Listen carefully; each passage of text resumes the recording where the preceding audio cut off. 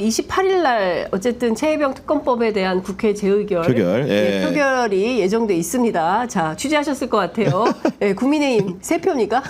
아니, 지금 이게 중요한 게 뭐냐면 네. 이 포인트가 네. 10길 물 쏘고 날아도 한 길 국회의원 속은 모릅니다. 맞아요. 왜냐하면 윤석열 대통령이 아마도 기존에는 마음을 어떻게 먹었는지 모르겠지만 이번에 네. 추미애 국회의장이 안 되는 것을 보고 아, 국회의원들이 이런 사람들이구나라는 걸 생각을 했을 거예요. 뭔가 네. 불가측하고 불가해한 인자들이란 생각을 했을 텐데 그게 아마도 이번에 21대 국회 마지막 표결이라고 할 수 있겠죠. 최혜병 특검 28일 국회 본회의 상정된 법안의 재의결 문제도 네. 그렇게 될 가능성도 상당히 배제할 수 없다라고 지금 여겨집니다. 지금 숫자적으로는 295명이 재적 의원이기 때문에 네. 전원이 출석한다고 가정할 때 3분의 2 이상의 찬성, 그 얘기는 17명의 표를 확보하면 되는 것이고 찬성 통과가 되는 것이고 네.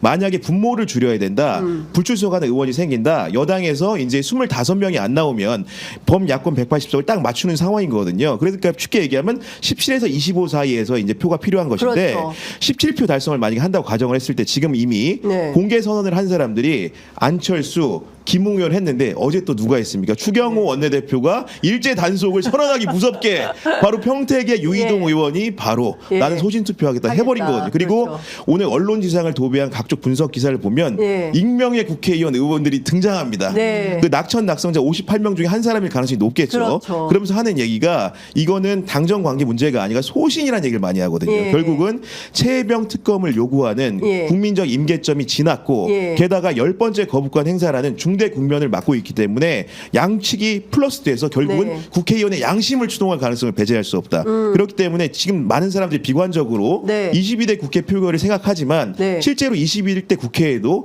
가능성이 있고 실마리가 보인다라는 생각. 그리고 네. 이미 엿새나 남았다 아직. 예. 이준석 대표 전화 많이 돌린다면서요. 그러니까요. 예. 뭐 저 박주민 원내수석도 7, 네. 8명을 접촉. 뭐 데이트 신청한다고 하던데 데이트 그러니까. 신청하고 전화하니까 예. 뭔가 징조가 다를 수도 있다 이렇게 전화 봅니다. 네. 데이트요? 네, 이제 이런 상황이 펼쳐질 거라는 두려움이 지금 대통령실을 중심으로 퍼지고 있지 않습니까? 그래서 어제 저희 방송 나왔던 장성철 소장 말에 따르면 네. 출석은 하되 투표하지 않는 전략을 고민하고 있다는 거예요. 아, 국민의힘이. 예. 그러니까 다들 재석, 왜냐하면 가장 중요한 게 재석이지 않습니까? 그렇죠. 과반 출석에 3분의 2 찬성이 필요한데 재석을 지키되 플래카드를 모두가 다 같이 들고 투표장 안으로 안 들어가게 한다라고 하는 것이죠. 안에 들어가서 무슨 행동을 할지 모른다라고 하는 그 두려움 때문에 못 들어가게 하는 거예요. 그러니까 투표장에는 그러니까 뭐라고 할까 본회의 장에는 들어가는데 예. 투표는 하지 않는 방식으로 의사를 표현하자라는 예. 식으로 단속할 가능성이 그러면 있다라고 그 세 하더라고요. 분이 투표하려고 할 때 국민의힘 안에서 자기들끼리 자중질환이 일어나게 되는 거예요?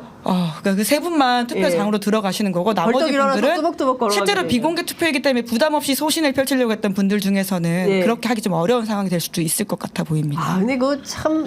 야, 근데 기묘한 미안하고, 방법에 저도 예, 생각을 진짜. 못했던 사안인데 예. 뭐 그런 안도 검토가 되고 있다는 소식을 들었다고 하더라고요. 근데 그게 국회법상 문제는 없는 건가요? 저도 한번 체크해봐야 될 것 예. 같습니다. 아니 어제 그렇게 이야기 만약에 의사표시가 발현될 경우에 예. 국회의원이 네. 국민에게 주권을 위임받은 사람인데 대통령의 수족입니까? 예. 전혀 다른 문제가 되기 때문에 예. 이거는 국민적 그 감정을 더 그럼요. 폭발시키는 예. 문제가 될 수 있다고 너무 보입니다. 꼼수이지 않습니까? 아, 그렇군요. 아니, 근데 상상을 초월하는 이제 수법이 계속 나온다. 이제 이렇게 봐야 될 것 같은데. 그 씁쓸한 것이죠. 예. 이것이 그 국회의원이라고 하는 것은 헌법기관이지 않습니까? 그 헌법기관의 어떤 선택에 대해서 우리가 이런 이야기까지 해야 되나라는 예. 생각이 들어가지고요. 그러니까요. 근데 정말 그 국회는 민의의 전당이고 각 지역구마다 최소 20만 명 정도에 되는 국민들이 투표를 해서 그렇죠. 네. 당선된 분들입니다. 그러니까 국민의 뜻을 민의를 배반했기 때문에 지금까지 국회가 이제 욕을 먹고 그렇게 할 거면은 의원 정수 줄여라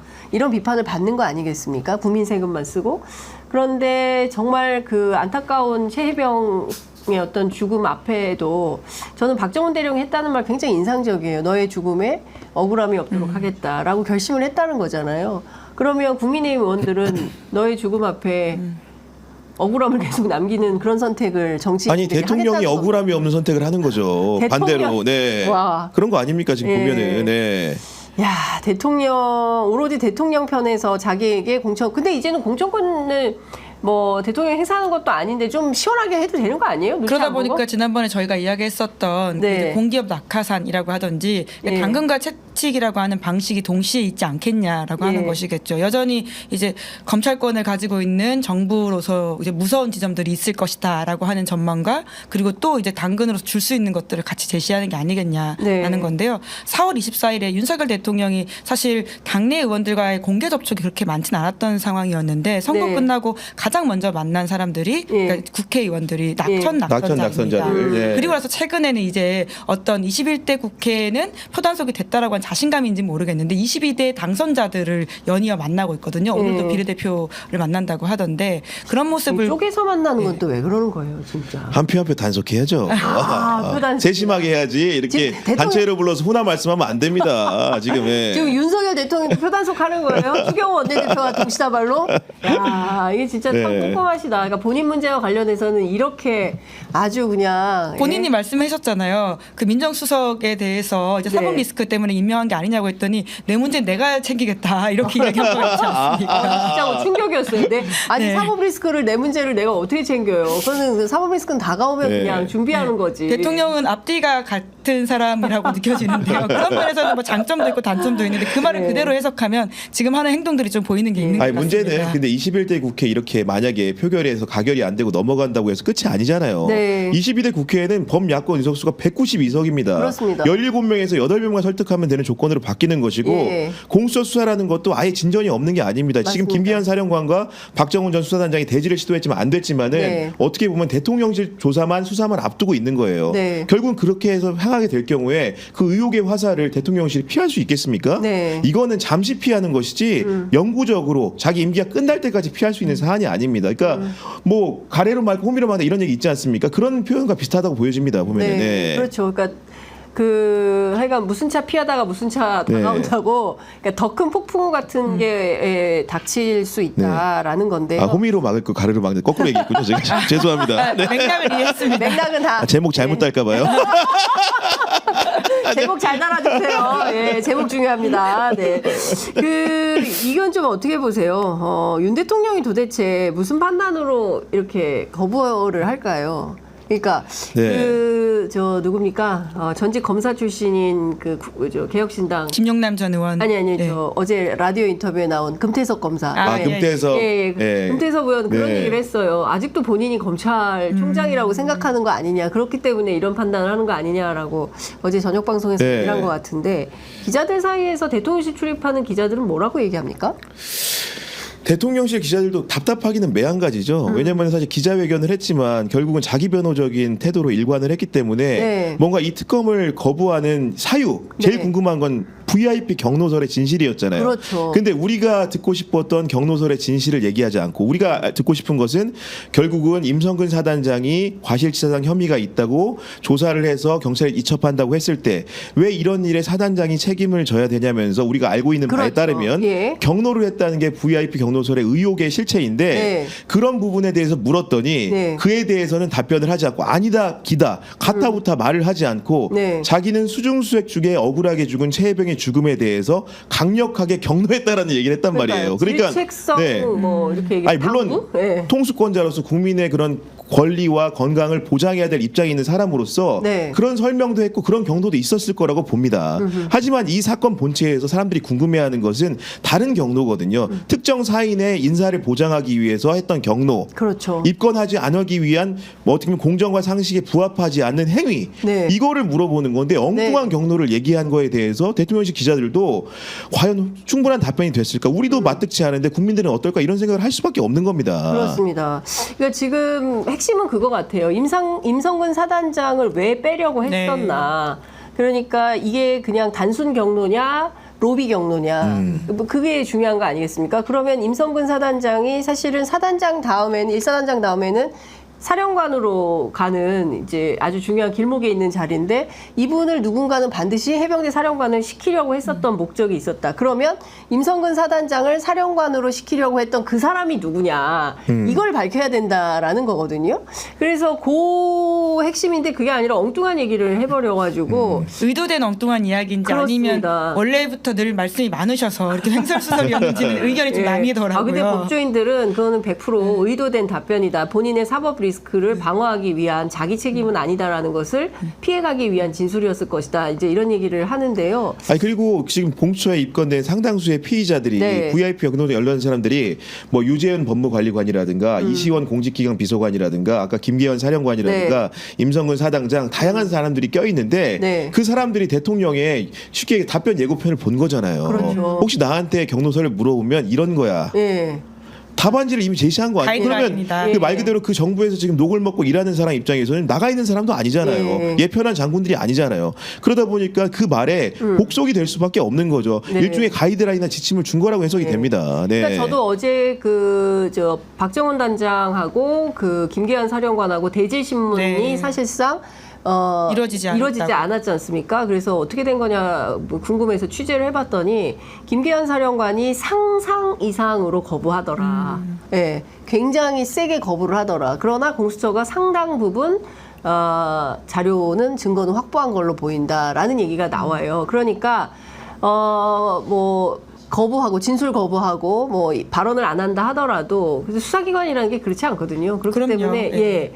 이게 피한다고 피해지지 않는다 이거는. 그럼요. 예. 그 수사에 협조하는 게 진실을 밝히는 길이다라는 생각이 좀 드는데 어떨지 모르겠습니다.